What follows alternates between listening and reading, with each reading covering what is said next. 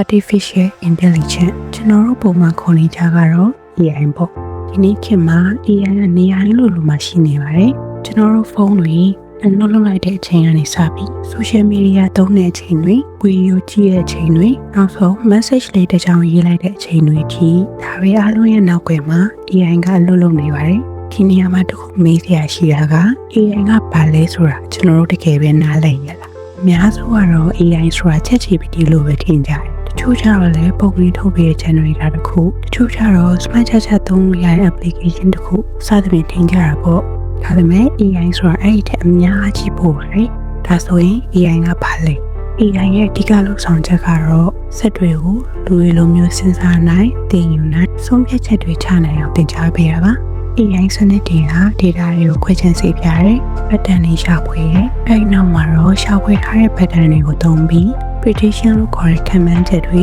ဆုံးဖြတ်ချက်တွေချပေးပါတယ်ဥပမာအနေနဲ့ပြောရမယ်ဆိုရင် Netflix ထဲဝင်တဲ့အခါကျွန်တော်တို့ချိန်တဲ့လောက်နဲ့ movie ကို recommend လုပ်ပေးရ Google Map သုံးတဲ့အခါကျွန်တော်တို့သွားမယ့်ခရီးရဲ့အတွက်အများဆုံးလမ်းကြောင်းကိုရှာဖွေပေးရ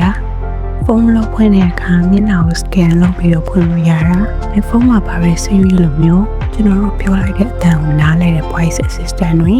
အားလုံးက AI မှာပဲဒါတွေအားလုံးက more smart နဲ့ပြုလုပ်ထားတာမဟုတ်ပဲသူတို့ရဲ့နောက်ွယ်မှာလုံးနေတဲ့ data တွေသင်္ချာ theory တွေ algorithm တွေကြောင့်ဒီလိုရလဒ်တွေကိုရရှိခဲ့တာပါသုံးမျိုးဟာ AI system အားလုံးရဲ့နောက်ွယ်မှာအဓိကပါဝင်ဆောင်ရွက်ပေးနေတဲ့အခြေခံအုတ်မြစ်တွေပဲဖြစ်ပါတယ် AI က၎င်းကိုထည့်သွင်းပေးလိုက်တဲ့ data တွေဖြစ်တဲ့ text image နာမနဲ့ signal တို့ကနေလေ့လာသင်ယူပါတယ်။များပြားကောင်းမွန်တဲ့ data အချက်အလက်တွေကပုံမကောင်းမွန်တဲ့ AI ကိုရရှိစေပါတယ်။သင်္ချာ theory တွေဖြစ်တဲ့ linear algebra, probability, statistics နဲ့ calculus တို့ကတော့ထိစပ်မှုတွေမရေရာမှုတွေကိုစက်တွေနားလည်လာအောင်ကူညီပေးပါတယ်။ algorithm ဆိုတာကတော့စက်တွေဘယ်လိုလေ့လာသင်ယူမလဲဘယ်လိုတိုးတက်လာအောင်ပြုလုပ်မလဲဆိုတာလမ်းညွှန်ပေးတဲ့ step by step instruction ပါ AI ဆိုတာနည်းပညာကုမ္ပဏီကြီးတွေကပဲအသုံးပြုနိုင်တဲ့နည်းပညာတစ်ခုမဟုတ်ပဲကျွန်တော်တို့ရဲ့နေ့စဉ်လုပ်ငန်းဆောင်တာတွေနဲ့ industry တိုင်းလိုမှအသုံးပြုနိုင်ပါတယ်ကျန်းမာရေးနယ်ပယ်မှာယောဂတွေကိုရှာဖွေစစ်ဆေးဖို့ပညာရေးနယ်ပယ်မှာကိုလေ့လာလိုတဲ့ဘာသာရပ်ကိုစိတ်ချိုက်ရှာဖွေလေ့လာနိုင်ဖို့ငွေကြေးလွှဲပြောင်းမှုလုပ်ငန်းစဉ်တွေမှာမတမာမှုတွေကိုရှာဖွေနှိမ်နင်းဖို့စိုက်ပျိုးရေးမှာတိနဲ့အရေးသွေးကိုစစ်ဆေးဖို့စီးပွားရေးနယ်ပယ်မှာ customer တွေရဲ့အခြေအနေကိုနားလည်နိုင်ဖို့စရှိတဲ့နေရာတွေမှာ AI ကအသုံးဝင်နေပြီပဲဖြစ်ပါတယ်ဒီလိုအသုံးပြုမှုတွေဆိုတာလည်း AI ရဲ့အစပြုမှုအဆက်မဲရှိပါသေးတယ်နောက်ထပ်အများဆုံးနားလည်မှုလွဲခြားတဲ့အကြောင်းအရာတစ်ခုက ChatGPT Gemini လို AI tool တွေကိုအသုံးပြုတဲ့ရုံနဲ့ AI နည်းပညာကိုနားလည်တတ်ကျွမ်းသွားပြီလို့ထင်နေရမှာပဲ AI tool တွေအသုံးပြုတဲ့ရုံနဲ့သင်က AI professional တယောက်ဖြစ်သွားမှာမဟုတ်ပါဘူးသင်က user နေရာမှာပဲရှိနေပါသေးတယ် AI သုံးပြုတဲ့ user တယောက်ကိုကောင်းမွန်သူတယောက်ဖြစ်တင်စားမယ်ဆိုရင် AI professional ဆိုတာအဲ့ဒီကရဲ့ engine ကိုပုံဖော်ပြုလုပ်သူလို့တင်စားနိုင်ပါတယ် AI နဲ့ပဲကြောင်းထဲဝင်ဝင်တည်ပြီး AI နဲ့အလုပ်လုပ်မယ်ဆိုရင်သင်အနေနဲ့ data တွေဘယ်လိုခေါ်လဲလို့ရမလဲ clean လုပ်ရမလဲစက်တွေဘယ်လိုသင်ယူလဲ model တွေက decision ဘယ်လိုထုတ်ပေးလဲထုတ်ပေးတဲ့ decision တွေတိကျမှန်ကန်ဖို့ဘယ်လို product ကိုလေ့ကျင့်ပေးရမလဲဆိုတာတွေသိထားဖို့လိုအပ်ပါတယ်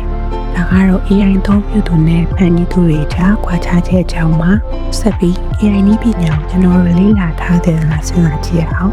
နောက်လာမယ့်နှစ်တော်များများမှာ AI ကလူတွေနေရာကိုစားထိုးသွားမှာတော့မဟုတ်ပါဘူးဒါပေမဲ့ AI နည်းပညာကိုနားလည်တဲ့ကျွမ်းထားသူတွေကတော့နားမလည်တဲ့သူတွေနေရာကိုအစားထိုးသွားပါလိမ့်မယ်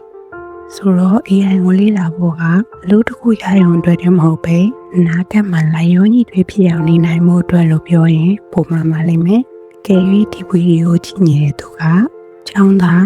developer designer ဒါမှမဟုတ် entrepreneur တယောက်ဖြစ်နေရဆိုရင် AI နည်းပညာကိုလေ့လာထားခြင်းကသင်တို့ကောင်းကျိုးအများကြီးပေးပါလိမ့်မယ် AI ကိုလေ့လာဖို့သင်က genius တယောက်ဖြစ်နေစရာမလိုပါဘူးသင်မှာလိုအပ်တာတွေကလေ့လာသင်ယူလို့စိတ် design မဲ့လေ့လာဖို့ consistency နဲ့မှန်ကန်တဲ့လမ်းညွှန်ပြသမှုတွေပါပဲ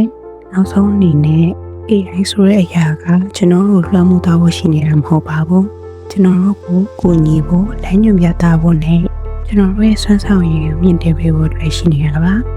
ဒါကြောင့် AI ကိုအသုံးပြုတဲ့ရုံစင်မှာပဲရမထားပဲနဲ့ AI ကိုနားလည်တတ်ကြအောင်လေ့လာသင်ယူပြီးကိုယ်တိုင်ဖန်တီးတည်ဆောက်ပါလို့ပြောချရင်ညီကုန်းချိုးလိုက်ပါတယ်အားလုံးကို AI နည်းပညာကဘာကနေစောင့်ကြိုလျက်ရှိပါတယ်